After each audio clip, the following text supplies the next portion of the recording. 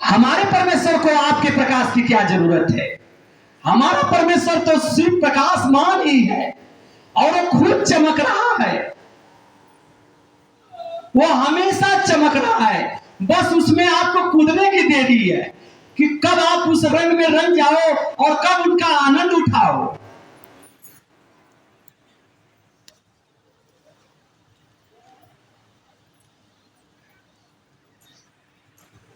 इसलिए कि यीशु ने सत्य के दिन उसे अच्छा किया था और आराधनालय का सरदार रिसिया कर लोगों से कह लेना हालेलुया। प्रार्थना घर का सरदार था जहां मंदिर था। 6 दिन हैं जिनमें काम करना चाहिए, अतः उन्हीं दिनों में आकर चंगे हो। और मंदिरों की व्यवस्था, पुजारियों की व्यवस्था तो जानते ही हो। दिन मंगलवार, दिन इतवार हम झाड़ फूक करते आ जाइएगा।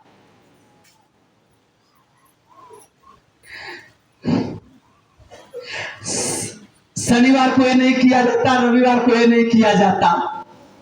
लेकिन आप मसीहों को देखे होंगे कि जो लोग करते हैं ठीक उसका उल्टा करते हैं, उन्हें कुछ नहीं होता।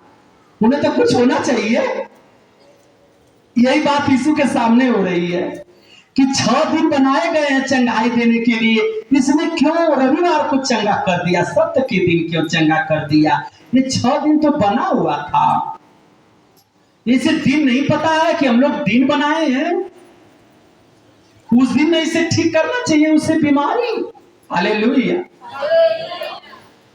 यह सुनकर प्रभु ने उत्तर दिया, हे कपटियों, हे कपटियों, क्या सत्य के दिन तुम में से हर एक अपने बैल या गधे को थान से खोलकर पानी पिलाने नहीं ले जाता?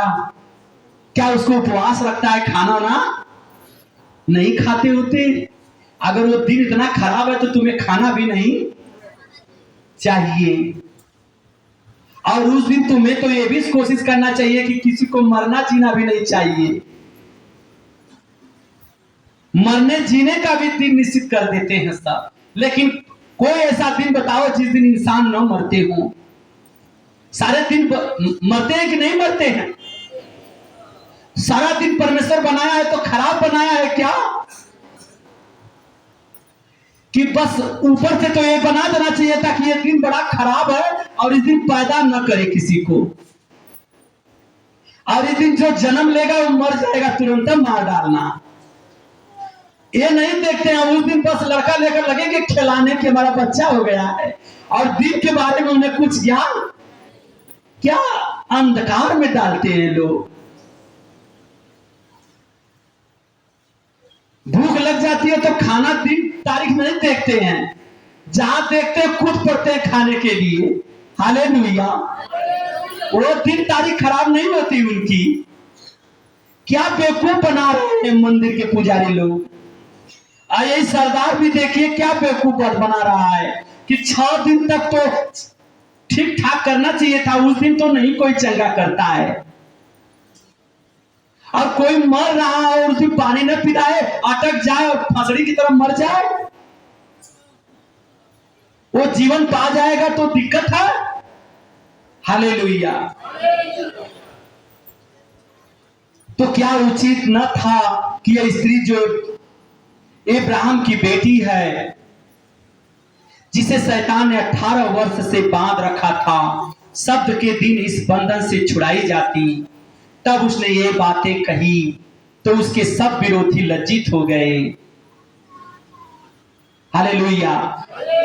यीशु मसीह ने उन्हें समझाया कि जो ये बातें और भ्रम तुम लोगों में डाल रखे हो, ये सब अच्छी बात नहीं है। जब उसने ये बातें कही तो उसके सब विरोधी लज्जित हो गए और सारी भीड़ उन महिमा के कामों से जो करता था आनंदित हुई।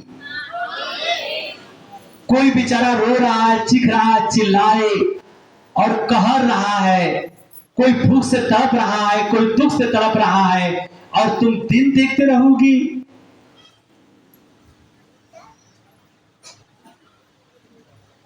चंगा होने के लिए दिन देख रहे हो, दवा खाने के लिए मंगलवार और इतवार का कोई दवाई बंद नहीं होता किसी का। और लगातार गैप न होने पाए, अतवार को जरूर खा लेना। कोई डॉक्टर तो कभी नहीं कहता,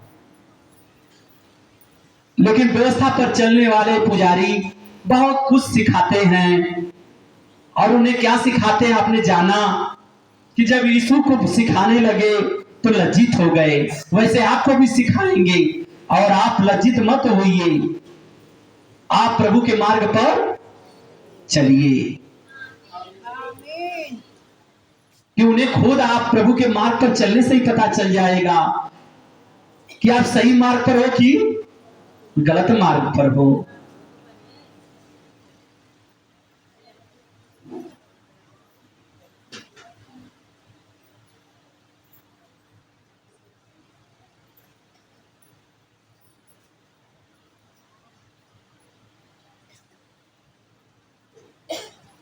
नम्रता और अतिथि सत्कार देखते हैं लूका अध्याय 4, नम्रता और अतिथि सत्कार।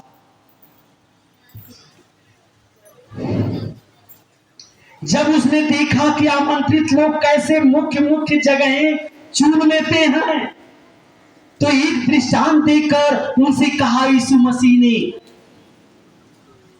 प्रभु को बहुत अच्छी तरह से पता था कि लोग अपने मेहमानों को, अतिथियों को, गेस्टों को बड़े सहृदय पूर्वक आमंत्रण देते हैं, निमंत्रण, और उन्हें आमंत्रित करते हैं कि आप आइएगा, जरूर आइएगा।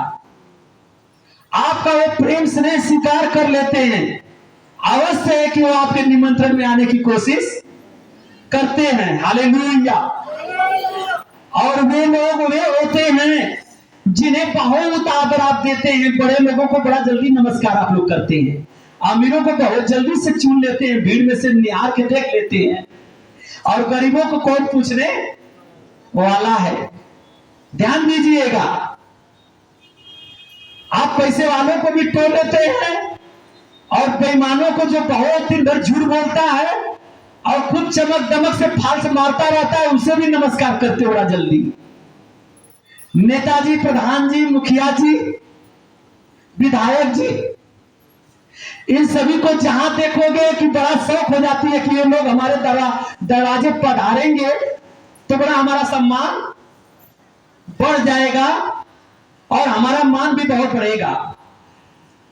लेकिन मान बढ़ेगा कि घटेगा, ये तो परमेश्वर से ज्यादा कोई जानता नहीं है। Hallelujah, hallelujah. और ये लोग जाएंगे, अगर थोड़ा सा आप इन्हें सेवा में कमजोर बन गए और थोड़ी सी आप चेयर में, कुर्सी में और थोड़ा सा हल्लुक पड़ जाओगे, तो शायद उन लोगों को बड़ा बुरा लगेगा, और उनके आदमी लोगों को ज्यादा बुरा लगेगा कि इनको बुला करके ये अपमानित कर रहा है। हालेलुया।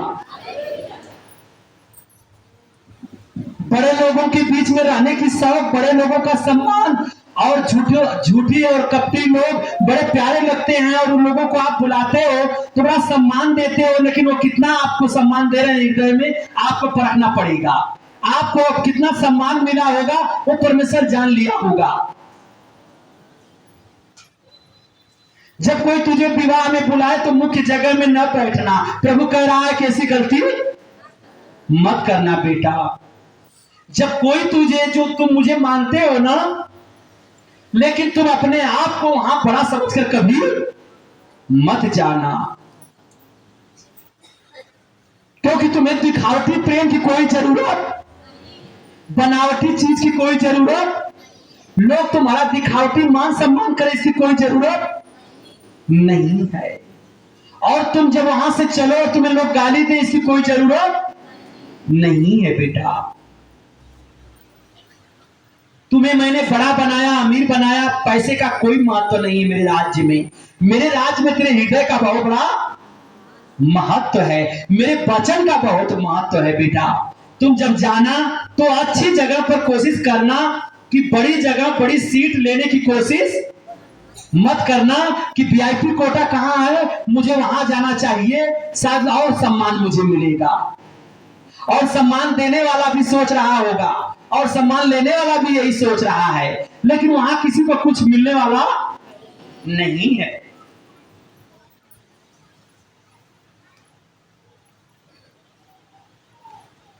जब कोई तुझे विवाह में बुलाए तो मुख्य जगह में न बैठना, कहीं ऐसा न हो कि उसने तुझसे भी किसी बड़े को न्योता दिया हो।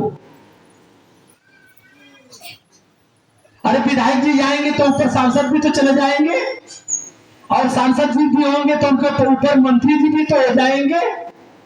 आप जब न्योता देवे किया है सम्मान करने के लिए तो कोई तो बुलाया होगा, कोई टान भी होगा, कोई बड़ा किस तरह का होगा, धन कमाने वाला, सभी का जब सम्मान उसे करना है तो कोई ना कोई तो वहां सब लोग जयगा न करेंगे। हालेलुया। और एक से एक लोग आपके ऊपर जा रहे होंगे, और प्रभु चेतावनी दे रहा है कि ऐसी बात मत करना। तुम चाहे जितना तुम मुझ में बड़े हो, लेकिन तुम वहां बड़े बनने की कोशिश मत करना, मुख्य आसन मत खोजना। और ऐसा न हो कोई कि तुमसे और बड़ा पहुंचे और जितने तुझे और उसे दोनों को न्योता दिया है आकर तुझसे कहे, न्योता देने वाला कि भैया थोड़ा सा मंत्री जी आए, थोड़ा जगह ये खाली कर दीजिए।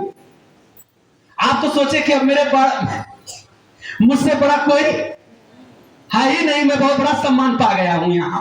और तब तक ले दूसरा कोई आ गया और उसने कहा कि भैया थोड़ा आप ये जगह छोड़िए और यहां से थोड़ा साइड में बैठ जाइए, ये आ गए हैं, अब उनको बैठा देगा। तो फिर इस सम्मान का कोई मतलब है? कोई है? और इस सम्मान को ऐसा पा रहे हो जैसे लग रहा है कि तुम उसके भगवान हो और वो तुम्हारा बहुत बड़ा सेवक है कि उसके आगे कोई भक्ति नहीं है, पर तुम ही जो हो सो हो, यही तो सम्मान पाए हो वहां। अब तो उसका हृदय जानता होगा।